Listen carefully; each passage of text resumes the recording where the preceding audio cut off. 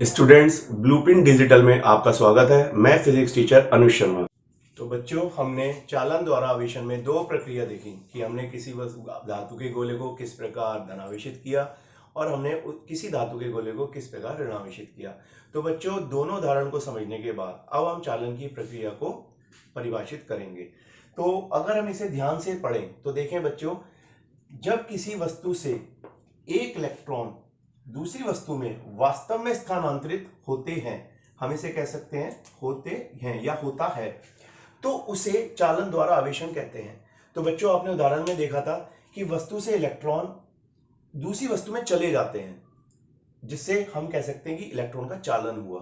तो इसी प्रकार बच्चों, हमने आवेशन की दो प्रक्रिया पढ़ी हैं। सबसे पहले हमने पढ़ा घर्षण द्वारा आवेशन, दूसरा हमने पढ़ा चालन द्वारा आवेशन। तो बच्चों, अब हम इसकी तीसरी प्रक्रिया पढ़ेंगे, प्रेरण द्वारा आवेशन। ठीक है बच्चों। तो बच्चों, आवेशन की तीसरी प्रक्रिया प्रेरण द्वारा आवेशन को हम इस प्रकार समझेंगे। थोड़ा ध्यान देने वाली बात है बच्चों। सबसे पहले हमने इसमें धातु का गोला लिया। इसमें आप देख सकते हैं अभी हमने इसमें कुछ भी नहीं किया हुआ है। इसका मतलब क्या हुआ कि इसके सारे परमाणु विद्युत उदासीन हैं। जितना इन पे धनात्मक आवेश है उतना ही इस पे ऋणात्मक आवेश है। ठीक है बच्चों। अब जरा इसके आगे जाने से पहले हम एक चीज और यहाँ पे देखें कि अभी भी हमने इसे कुचालक पदार्थ से जोड़ा हुआ है। ये स्टैंड जो है बच्चों, ये कुचालक पदार्थ का है। इसका मतलब ये है कि आगे अगर आवेश बनता है या उत्पन्न होता है तो कभी भी इस कुचालक पदार्थ से धरती पर नहीं जाएगा। ठीक है बच्चों। तो अब हम आगे चलते हैं। आगे अगर हम देखें तो बच्चों, हमने यहाँ पे कांच की छड़ ली है, जैसे हमने पहले ली थी, और इस पे पहले से ही धनात्मक आवेश है। लेकिन आप इस बार एक बात गौर करेंगे बच्चों कि इस धातु के गोले पर हम ये धनात्मक आवेश को स्पर्श नहीं करते हैं। ये सबसे ज्यादा गौर देने वाली बात है कि हम कांच की छड़ को इस धातु के गोले के समीप लाए हैं, लेकिन हमने इसको स्पर्श नहीं किया। तो अब हम देखेंगे कि इस प्रक्रिया में क्या होता है। तो बच्चों, धनात्मक आवेश की वजह से इसके जो मुक्त इलेक्ट्रॉन है धातु के गोले के, वो धनात्मक आवेश की तरफ एकत्रित हो जाते हैं।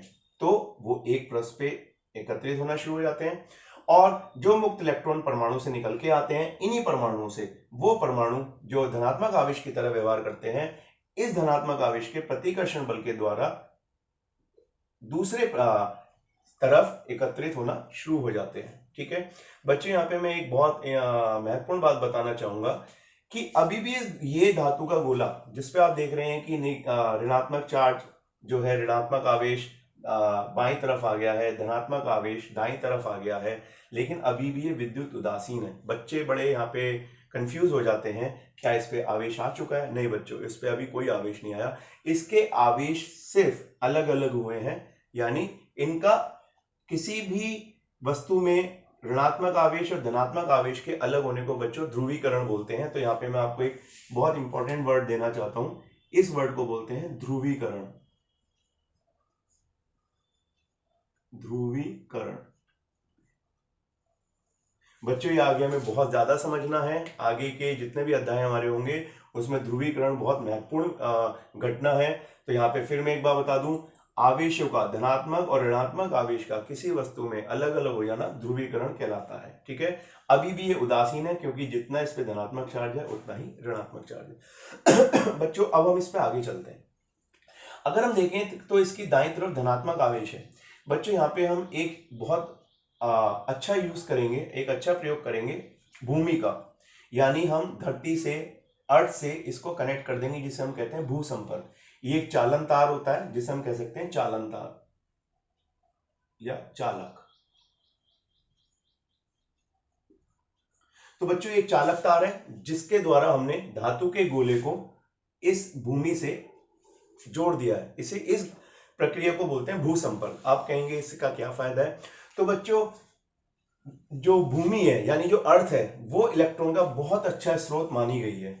तो जैसे ही हम भू संपर्क करते हैं, इस धनात्मक आवेश को उदासीन करने के लिए भूमि से इलेक्ट्रॉन स्थानांतरित होते हैं।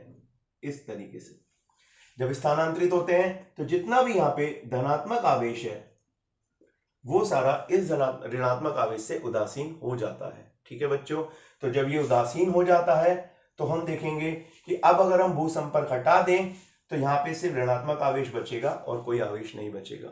लेकिन ये ऋणात्मक आवेश क्या कहीं जाएगा?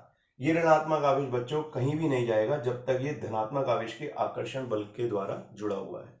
बच्चों अगर हम अगले चित्र में देखें तो अगर हम इस क्षण को, धनात्मक क्षण को यहां से हटा दें, तो जब इस धनात्मक क्षण को यहां से हटाएंगे तो इस ऋणात्मक आवेश में आपस में प्रतिकर्षण बल लगना शुरू हो जाएगा। जब इसे प्रतिकर्षण बल लगेगा तो बच्चों ये पृष्ठ पे जाना शुरू करेंगे और एक समान वितरित हो जाएंगे, जो हम इस तरीके से दिखा सकते हैं।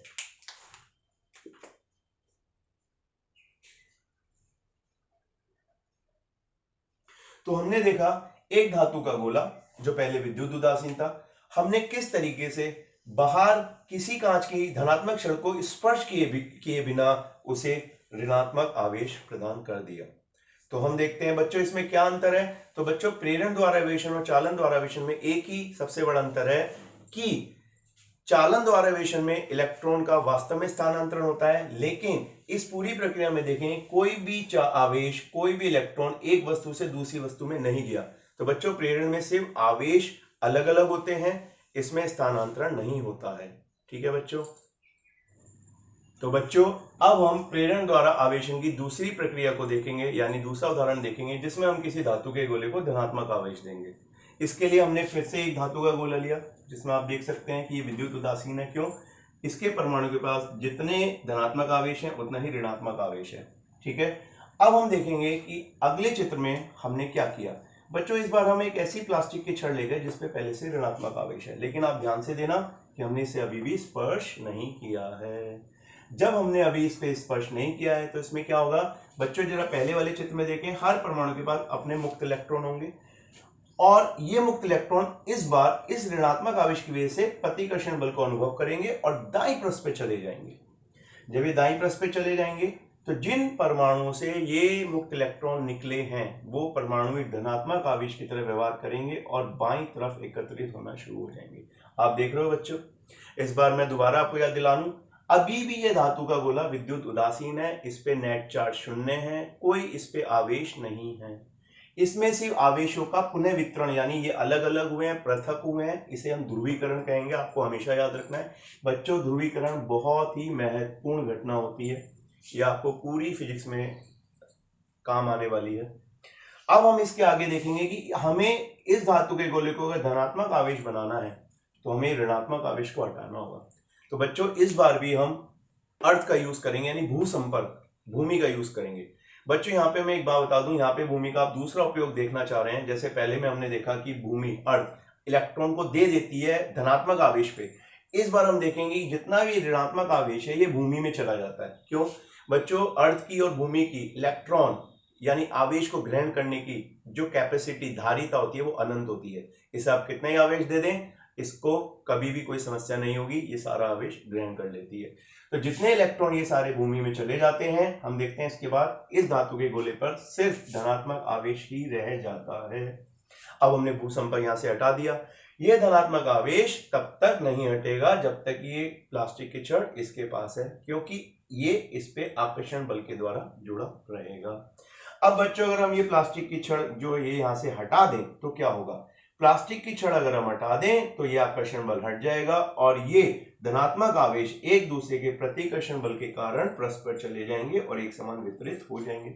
तो बच्चों आपने दोनों उदाहरण को ध्यान से देखा, हमने दोनों में किसी भी छड़ को धातु के गोले से स्पर्श नहीं किया था, उसके बावजूद हमने दोनों धातु के गोले पे पहले हमने ऋणात्मक आवेश बनाया और इस बार हमने धनात्मक आवेश बनाया। तो बच्चों ये बड़ी महत्वपूर्ण प्रक्रिया है, प्रेरण द्वारा आवेशन हमेशा हमें काम आती है और एक बहुत महत्वपूर्ण घटना है। ठीक है बच्चों, तो बच्चों दोनों उदाहरण समझने के बाद अब हम इसको परिभाषित करेंगे। तो बच्चों अब हम प्रेरण द्वारा आवेशन की प्रक्रिया को परिभाषित करेंगे। आपको बहुत ध्यान से समझना है और सुनना है। किसी बाह्य कारक के स्पर्श किए बिना, यानी जिससे भी हम आवेश को उत्पन्न करना चाहते हैं उसको हम स्पर्श नहीं करते। जैसे आपने देखा था हमने कांच की छड़ और प्लास्टिक की छड़ को स्पर्श नहीं किया। किसी वस्तु को आवेशित कर देना, किसी भी वस्तु पे आवेश उत्पन्न कर देना प्रेरण द्वारा आवेशन कहलाता है। इसमें सबसे महत्वपूर्ण बात है बच्चों, स्पर्श किए बिना। इसमें मैं आपको एक बात और बताना चाहता हूं, प्रेरण द्वारा आवेशन में जिस वस्तु से आप आवेशित करते हैं उसके आवेश की क्षति नहीं होती है, हमेशा ध्यान रखना, क्योंकि उससे कोई भी आवेश स्थानांतरित नहीं होता। बच्चों, प्रेरण द्वारा आवेशन की प्रक्रिया पूरी होने के बाद अब मैं आपको एक परिभाषा और बताना चाहता हूं जो मैं नोट करके आपको लिखवाना चाहता हूं। बच्चों, ये इतनी महत्वपूर्ण घटना है कि बच्चे हमेशा कंफ्यूज होते हैं, भूल जाते हैं और याद नहीं रखते हैं। ध्रुवीकरण। बच्चों, ध्रुवीकरण किसी भी वस्तु में, किसी परमाणु के लिए बात करें या किसी वस्तु के लिए अगर बात कर लें, धनात्मक व ऋणात्मक आवेश का अलग हो जाना ध्रुवीकरण कहलाता है। यह आपको हमेशा ध्यान रखनी है बच्चों, ये बहुत महत्वपूर्ण घटना है, यह आगे तक आपको काम आएगी।